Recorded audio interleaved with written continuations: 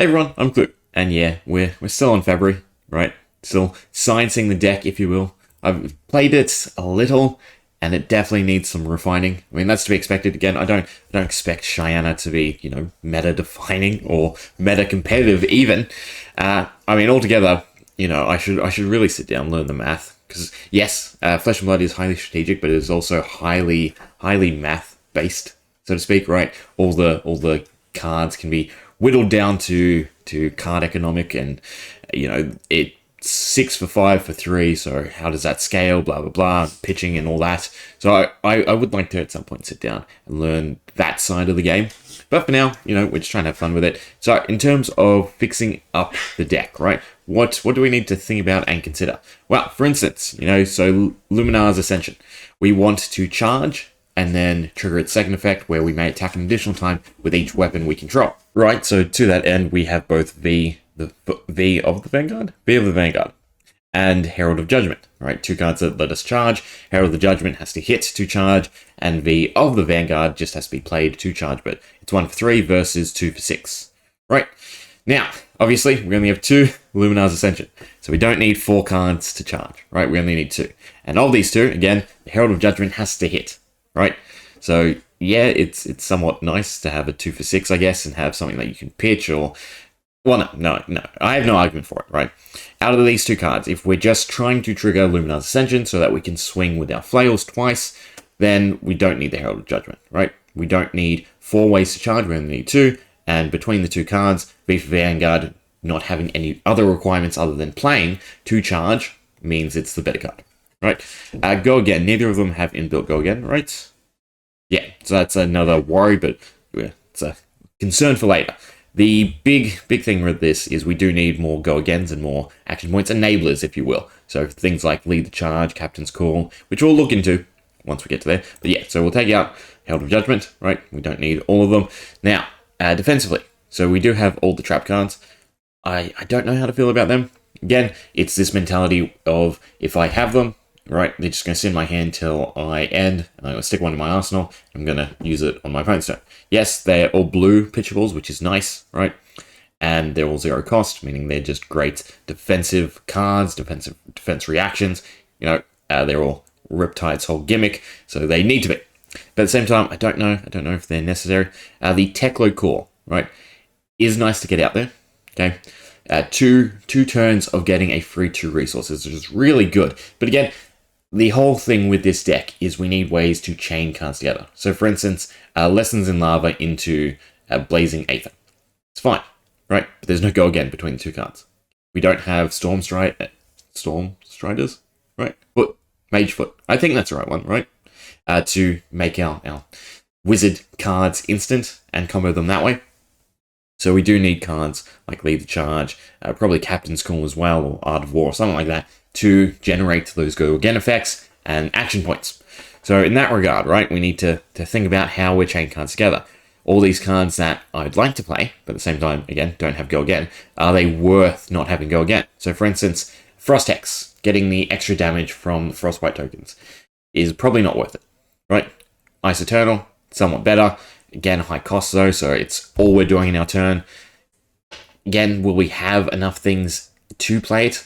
In Blitz, it's a lot quicker than Classic Constructed, so these slower end cards where you have to sacrifice a chunk of HP so that you can actually have a strong turn using them isn't something you're going to be able to do necessarily, especially, again, if we're using our flails to pay life to attack. So yeah, there is definitely things worth cutting and key concepts to zero in on. Because another big thing is Shiyana's whole gimmick, or the Emperor's whole gimmick, is what can this hero do that its other components can't? So for instance, the Emperor, right? You want to play a defensive warrior-orientated mage, wizard, right? Shiyana, you want to play these specialization cards and you want to combo them in fancy ways. But at the same time, right? If we're just going for the weapon gimmick side, what's the point? Right? We might as well just play Dorinthia. Okay, if we just want to swing our weapons, yes, we have access to a different weapon, a weapon that generates rune chant tokens, but this weapon doesn't have inbuilt Go Again, doesn't have ways to combo off of Dorinthia's specific setup, right? And then on the wizard side, yeah, Lessons in Lava into Blazing Aether is a pretty cool combo just face value, right? 3 search out, and then 3 again if you want, and stack them. Or so do like action point somehow, Lessons in Lava into Lessons in Lava into Blazing Aether, right? So you do 6, you do 12, all in arcane damage in one round. That's pretty great for Blitz. But again, is it a core element we need? And at the same time, if that's the go, right, we don't need 2 Blazing Aethers. Yes, it'd be fantastic to go 2 into 2, but you know, you're not really going to be able to set that up unless you fish for the cards, right? You need 1 Lessons in Lava in hand, and then 1 Blazing Aether to actually make that work. So it's probably worth just sideboarding the 1 extra copy for now.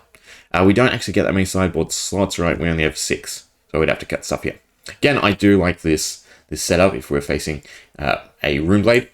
But yeah, we definitely have to prune, and we definitely have to put in some of those core generics, right? The really efficient generics to make up for some of the downsides of the deck. And then just having these strong cards. So Soul Reaping being a 1 card pitch. So essentially it's 3 for 6.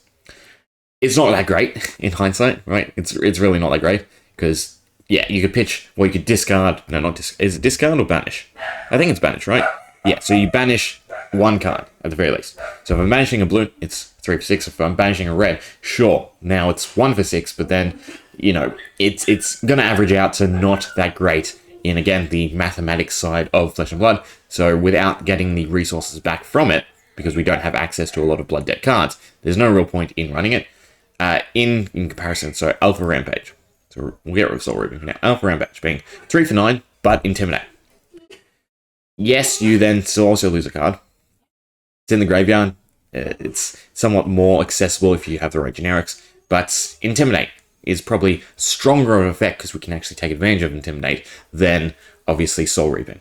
But Alpha Rampage in itself probably can be cut, because again, it doesn't tie into what we're trying to do, which is either deal a ton of arcane damage, swing with our weapons a lot to, again, build rune chance and proc rune chance, or just going for frost and stalling.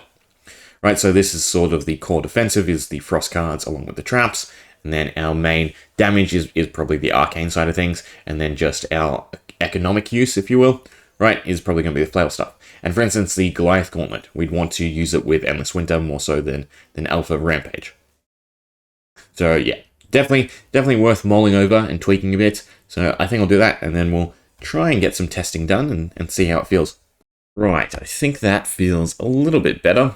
Okay, so we do have 42, but sideboard's only 4. Got rid of the other Arknight card, just for now. Okay, the big question, Command and Conquer or Exude Confidence, right? So having a 0 cost is nice, and then having the potential to pay 3 to make it essentially Command and Conquer. So you're paying 1 extra for it to become Command and Conquer, or do we just want Command and Conquer on base? I think Exude Confidence is probably a bit better, right? So you have the flexibility. So I think we'll sideboard that. We'll swap over to the draw 4, right, so we can get a feel. So this is our hand right now. This is a pretty crappy hand, right? Well, I mean, we'd probably just play Inline Strike. What about next? Spike Trap goes into our arsenal. But again, we have like 3 different combo segments that all work within themselves. So we're not gonna have great hands a lot of the time. I mean, we can play Arknight Ascendancy off of these cards, right? So that's not too bad. At least we can push. I mean, at the very least, we just flail about. Endless Winter, Blood on our hands, right? So we pitch Blood on our hands, play Endless Winter. Oh, it's not too bad. This is a bit better, right? So no go again though. Actually, no, this is not. You'd probably just play Alluring Inducement and then hold off. Right, the big issue is, so we do want to set up with the Teklo core, but we have to obviously wait, and Exude Confidence is strictly there just for High Striker, right? I think that's the main card we want to combo with High Striker. I mean, we can obviously go with the, no, Endless Winter, the cost is too high, and without Alpha Rampage. Alpha Rampage was probably the prime target, so I guess I can either run the segment of cards, if we go back to edit, right? So right now we have Captain Skull, right, plus Exude Confidence and High Striker. That's 1 combo set piece, right? We want to play those 3 cards, or at least 2 of them, together to try and get our copper for Blood on her hands later. If we swap to Alpha Rampage, right, we have the much higher base damage. Granted, you know, it costs 3 and we have to discard 1 card. But then we also have the Intimidate, so that's nice in itself.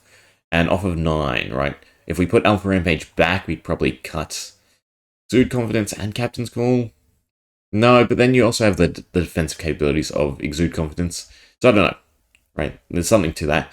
And then obviously Lessons in Lava combo with Blazing Aether. That's a bit better because we only really need one Lessons in Lava plus then some way to generate Go Again, right? Which would be Lead the Charge. Yeah, so when you play an action card. So you need Lessons Lava and Lead the Charge. That's a big issue of this deck, right?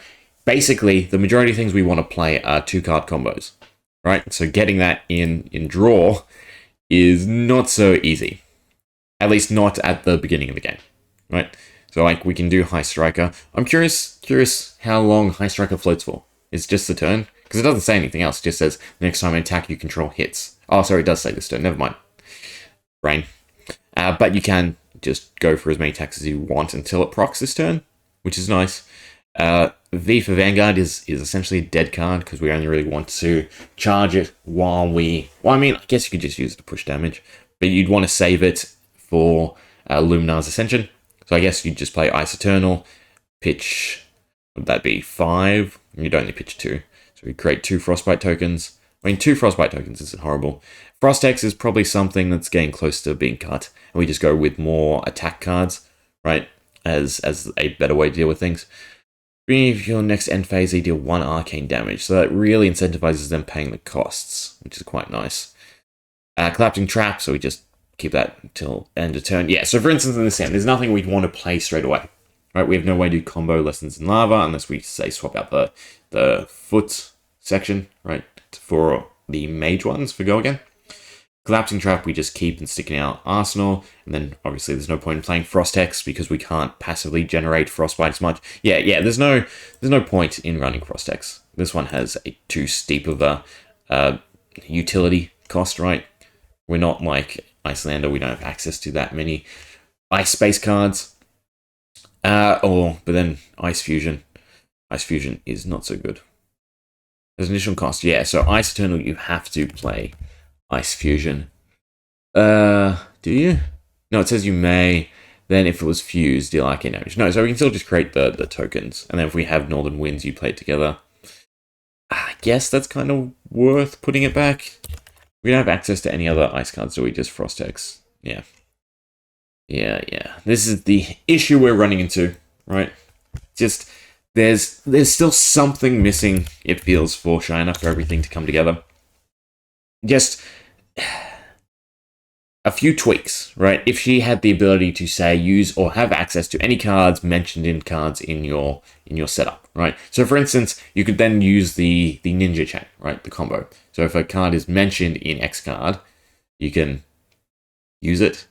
No, because I'm thinking like, so this says light card, so then you have access to all the light cards, but that seems a bit too strong. Does it though? Just access to the light cards? As long as there's nothing mentioning specific like wizard card or anything like that, which I think there is, obviously. Lessons in Lava allows us to find a wizard card, so if that made us have access to wizard cards.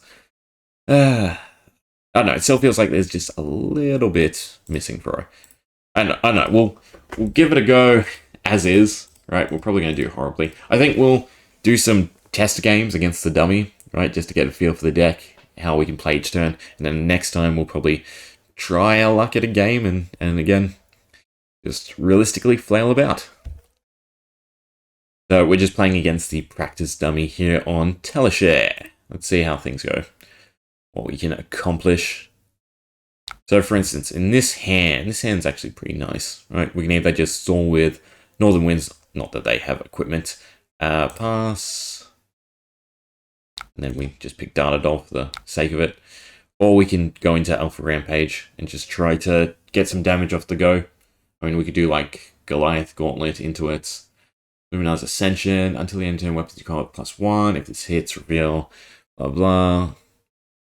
It's a light card, that'll never really proc, and then if you've charged this turn, which I assume you can't then... Once you have the buff, right, you can't qualify for that second portion. I mean, it's a start, so you'd probably just Alpha Rampage. Play Alpha Rampage, pitch Luminar's Ascension, and probably the other Alpha Rampage. Right, so then Northern Winds gets discarded, which is fine. But we try and deal 9 damage. Nope. We probably want Luminous Ascension to cycle back first. Okay, this is another not so good hand. Right? I mean, we have our combo pieces, but not High Striker, which is what we want. I guess, yeah, you just dump cards, probably not leave the charge. Leave the charge is very valuable. Art of War is probably, it's an instant, never mind. Captain's Call is what we'd be blocking with then. I mean, I could also block with Gear. I mean, we have a good setup here. I could Crown of Providence. You may put a card from your hand, so we have to put it from our hand. We're just getting a feel for the deck, right? So we'd send away probably Art of War. Yeah. If we get Lessons in Lava, which we didn't, we have Lead the Charge. Pass. So this turn we'd just be playing Ice Eternal and pitching everything, since the hand is pretty much a bust. That's a bad way to do this. 2, 3, 6. Thank you. What happens if I click more? Right, I just have to cancel, I suppose. And we want Exude Confidence back. We want Captain's Call and Lead the Charge at the bottom. They have Frostbite, so they can't do anything. It's pretty good. It's just basically a stall turn. This hand, is this hand better? We have High Striker. I guess High Striker into Line Strike, trying to go for the damage. We could also then combo in the Goliath Gauntlets. Is that worth it? Feels like you'd probably just want to go for the Arknight Ascendancy instead. Plus 1 less, so it's still 6 no, because we can't afford that either. Yeah, so you'd play High Striker. You'd then pop the Gauntlets, probably. To upgrade it? No, you can't. Never mind. We would just play a Line Strike. Its return to the bottom of your deck. So probably the... No, we'll keep the Steel Blade Supremacy. Probably the Arknight Ascendancy. And most likely just the buff. I don't think there's anything else we'd want with it. We just want to make sure it sinks and we get our copper. No, we don't want to destroy the fist. We stick in our arsenal? Yeah, sure, why not? I mean, we don't have any traps anyway. Attacking, probably just block with... Again, Eloquence token. Is that good enough? I mean, we wouldn't block with 2 things anyway. Can't block with either of them. Lead the Charge, we have that combo, which is nice, so we'd probably block with the V for Vanguard. Pass. Pass. Dardadol, has to be Dardadol. Doesn't have Go Again, so we'd play Lead the Charge into Lessons in Lava. Pitching that too, so we can tutor out. We can tutor out another Lessons in Lava, but then we don't have another Go Again, that's the issue. Actually, no, it's attack, isn't it? Yeah.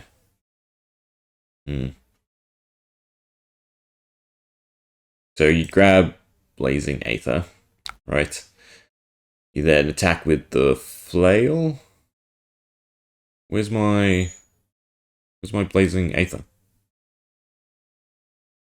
Cost equal to less than the damage dealt. Reveal it, then... Oh, it's top of the deck. Ah! Thought it was a proper tutor. Okay, so that combo doesn't exist. Never mind. Flail into Sandals. Which is... into second Flail. Pops the other Rune Chant. I mean, it's not horrible. It's not great. Yeah, so Lessons in Lava into Blazing Aether doesn't work. Unless we have Draw. I don't know how we're going to get this to work, in all honesty. I might look up some other Shiyana decks for inspiration. I feel like they'll be generic heavy, and then you just lean into one sort of archetype. I don't know, I like the idea of the flails. Maybe we go all in on just weapons. Something like that. Let's see if this feels any better. Tweaked it a little bit more. Spring Tidings straight away. Can't draw off it though. Blazing Aether is also dead. I mean, you just go Northern Winds to start off. Right, so we play Northern Winds. And then Arsenal. Actually, probably... No, until we have our actual setup. Right, we probably don't want the Teklo Core. I mean, we want to Arsenal either the red or yellow. Probably Spring Tidings, right? Because we'll still probably pitch through Blazing Aether. Block-wise, Force of Nature's quite nice. Suppose we just block with Blazing Aether. We block with Force of Nature. Or do we just not block? Or do we cycle? Cycling is probably better. Pass, and then we get rid of Blazing Aether. So fair enough, that's actually somewhat nice, but we have a dead card in our arsenal. That's the only issue.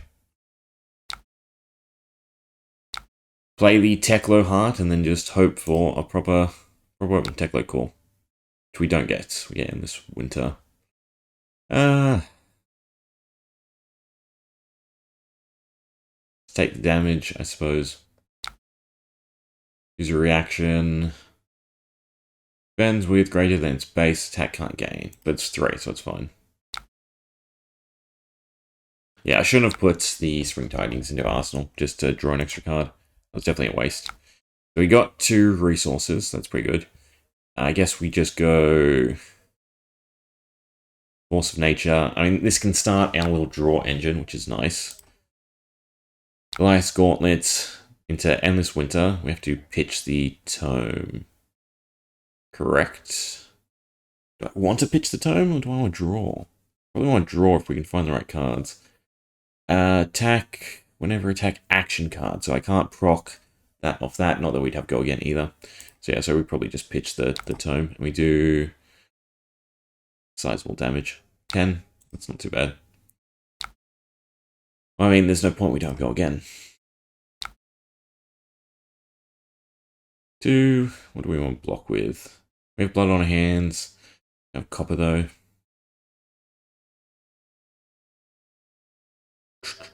Probably Whirling Mist, because that has to be the second card. I mean, you can just do Spring Tidings into Whirling Mist. Probably the Steelblade Supremacy. I think the only time we really swing is when we get blood on our hands back off. Citadel. I just cast Ice Eternal. It's 4. Yeah, the Arsenal card is really eating us up. I should have got rid of that when I used the crown. Wow. This is a hand. Fiction enters arena under the opposing hero. Does it just stick around? This I'm curious about. I guess it does stick around. That's actually quite nice. So you can set up the frost hexes. I mean, we just block with blood on our hands. We don't have anything to activate High Striker. Yeah, it's still not just meshing well at all. I mean, you're not going to block, so we can technically get this off. Finally. Alright, so we get our 6 copper. No. I mean, I could have done lead the charge into it. No, Spring Tidings has go again. We can finally get the combo off, I suppose. Because it's attack action. No, it's just action. So we'd probably go lead the charge, right? Into blood on our hands. Destroy all 6. Buff, go again, another swing. Right? So this is the ultimate turn, if you will. Yeah, we'll see. 1-1, go again. Second attack. Right. So he hits. Pass. Hits. Pass. Hits. Pass. Hits. Pass. I mean, cool. I don't know. What is it? It's 2, 4, 8 plus 3 tokens. 11 damage.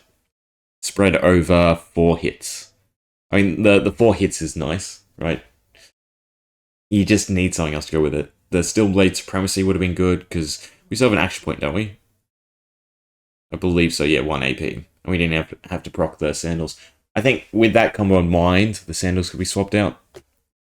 Oh no, that feels cool. That's what I'm going for. Just seems so hard to achieve.